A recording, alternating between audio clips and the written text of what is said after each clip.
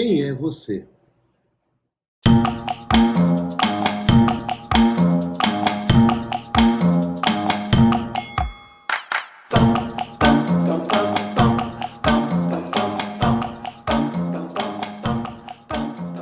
Uma das coisas que eu mais gosto em filosofia é a possibilidade de pegarmos conceitos de grandes pensadores e nos apropriar, sabe, desses conceitos. Nós podemos nos apropriar e transformá-los em algo que se aplique à nossa vida.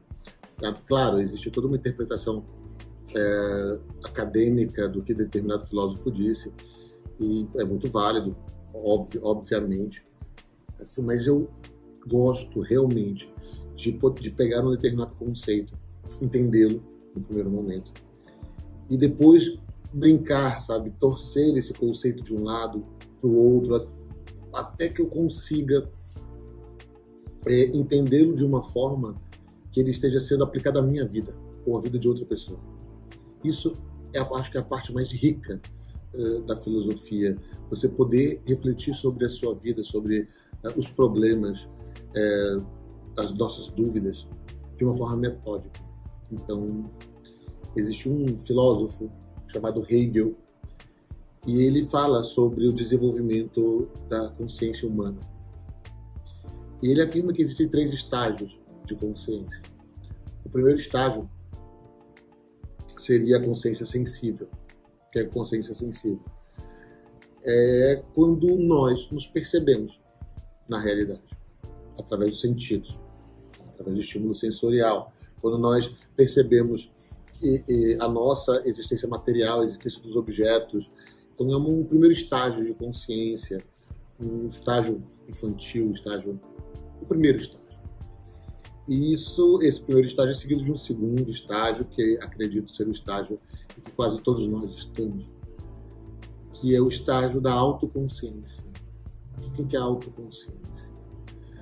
É quando você percebe que você é um indivíduo à parte.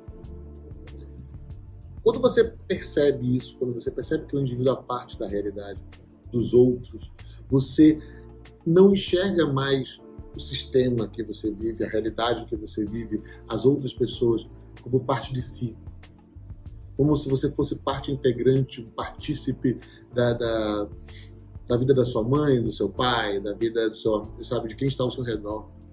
E do mundo. Né? Você começa a perceber que a realidade está fora de você. E você acaba por não se identificar mais com os outros e com a realidade. Você acaba objetificando a realidade, objetificando o universo, objetificando os outros.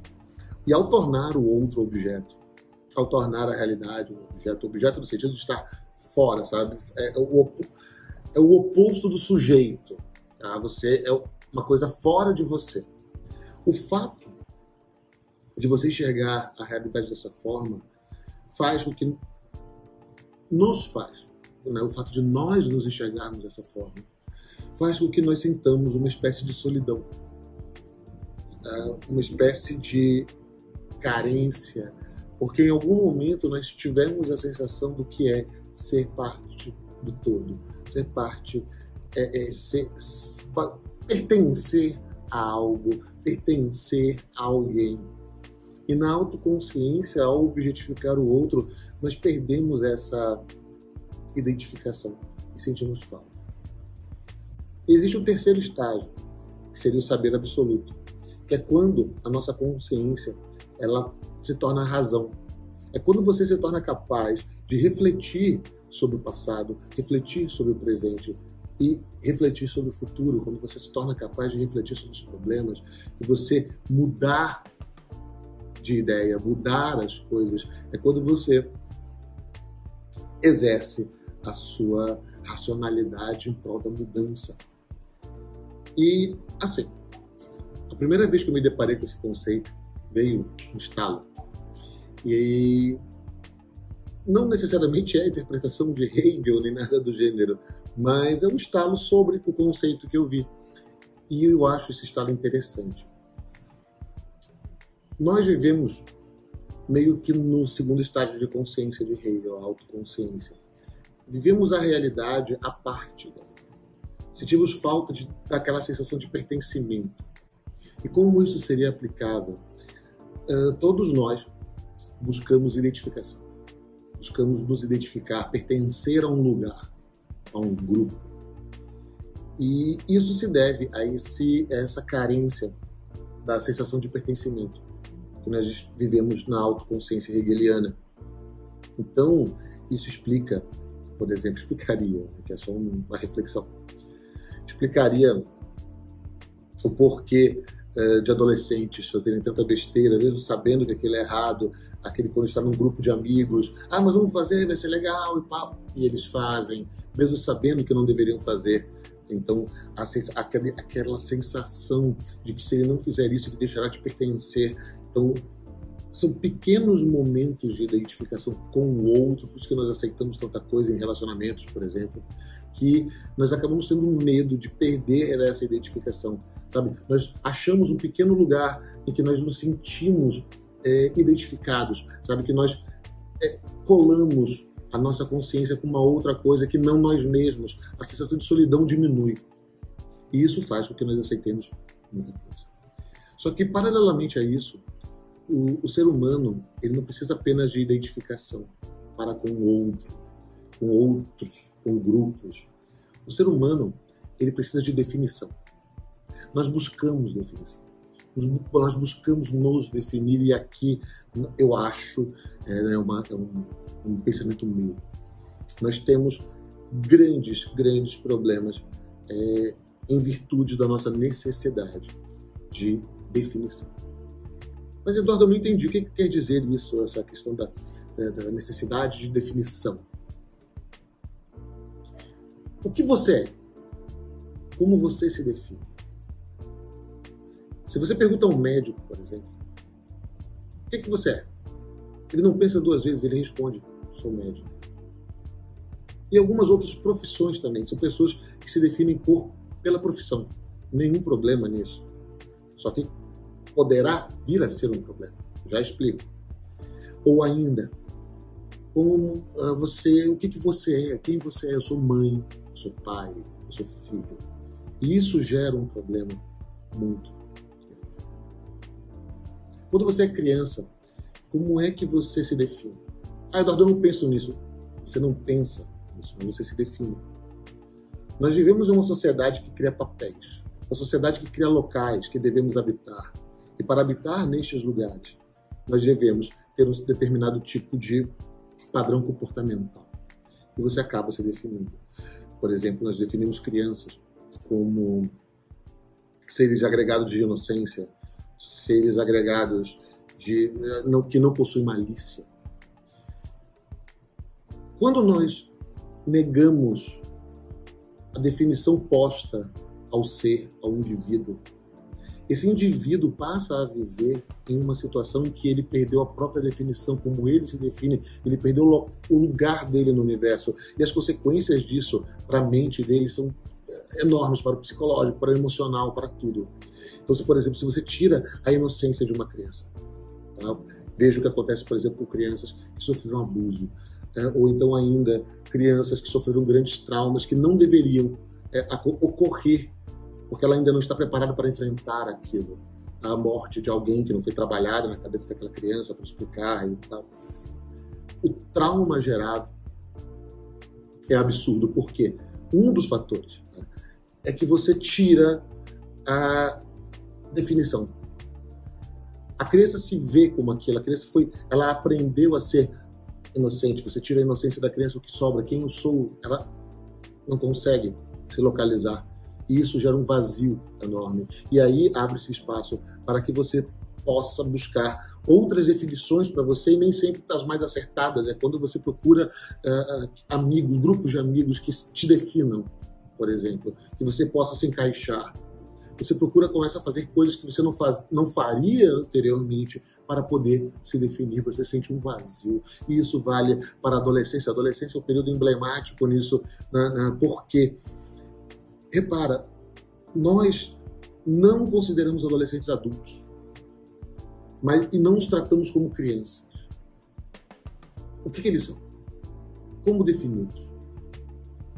Em busca de uma definição, você vê essa mudança drástica, essa busca pela sensação de pertencimento em tribos, sabe? Em virei roqueiro, vou botar 30 piercings na sobrancelha, enfim. É a busca pela sensação de pertencimento. Tudo bem, Eduardo, você falou agora sobre crianças e sobre adolescentes e como isso afeta uma pessoa feita, um adulto.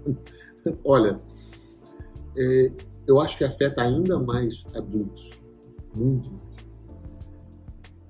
Via de regra, eu vejo os adultos se definindo pela profissão. E lembre-se, o que acontece quando se tira a definição? Se tira aquela base sólida que você criou para você existir. Eu sou professor, eu sou médico, eu sou advogado, eu sou empresário, eu sou pai, eu sou mãe. O que acontece quando isso é tirado de você? Se você se define, se você se coloca no mundo desta forma, quando isso é tirado de você, você não sabe o que fazer, você perde seu chão. Se você é empresário e se define enquanto empresário de sucesso, você nunca será livre. Assim como se você fizer a mesma coisa sendo médico, sendo professor, sendo mãe, sendo pai. Por quê? Enquanto você for um empresário de sucesso, teu chão está garantido. Repara, a tua base existencial é sólida. E se numa crise, teu negócio for à falência, você perder tudo, você se define pelo sucesso nos negócios. Você perdeu absolutamente tudo. E agora? Como é que você se define? Lembre-se, se você se define como um empresário de sucesso e isso é tirado de você, automaticamente você não sabe mais se localizar no mundo. E provavelmente você não terá forças para reagir. Você não terá forças para se transformar, para voltar a ser o que era. Ah, Eduardo, mas e se eu for mãe? Infelizmente, coisas horríveis acontecem. Não é que você não deva sofrer, claro que você deve sofrer. Você sofrerá. Mas você não pode se definir enquanto isto. Quando você se define por algo externo a você, você não consegue construir uma base sólida para que você possa sair da autoconsciência hegeliana para o terceiro estágio, para o saber absoluto. Para quando você conseguirá refletir sobre quem você é, sobre o lugar que você ocupa no mundo, e a partir daí decidir por si, você poderá até mesmo não se definir, embora nós queiramos nos definir, precisemos nos definir. Você pode transcender isso. Você pode ser uma pessoa, um ser humano. Você pode ser, como diria um grande poeta do passado, você pode ser uma metamorfose ambulante. No final, quando nós nos definimos por coisas externas, por mais nobres, por mais sagradas que essas coisas sejam, essas coisas podem acabar, elas podem mudar, e você deixará de ser você. É um risco grande demais. Então, a ideia é que nós possamos transcender as definições. Mas, poxa, como é que eu faço isso? Comece não se definindo pelo que você faz. Comece por aí. Esse vídeo é muito mais para você pensar sobre uma série de perguntas do que dar respostas. E eu ainda acho isso bem mais interessante. Pense como você se define. A partir daí, pense o quanto as tuas atitudes refletem aquilo que serviu para te definir. Você vai perceber que muitas de suas atitudes em outras áreas de sua vida, se você se define, por exemplo, por sua profissão, elas acabam refletindo a tua postura na profissão. E você vai perceber também que nem sempre essa atitude que você toma na sua profissão é a mais adequada em outros campos de sua vida e isso está te atrapalhando. Então fica a pergunta: quem é você? Como é que você se define? Em que bases você quer construir? Em que bases existenciais você quer construir a sua vida daqui para frente? Valeu! numa espécie de segundo estágio da consciência, a autoconsciência.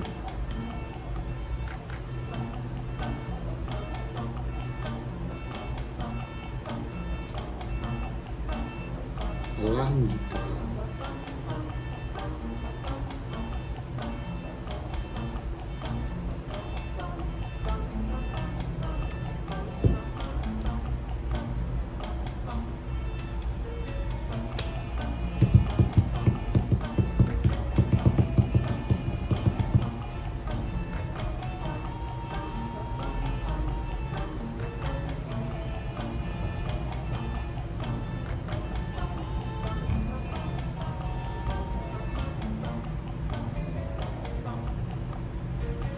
Agora vai.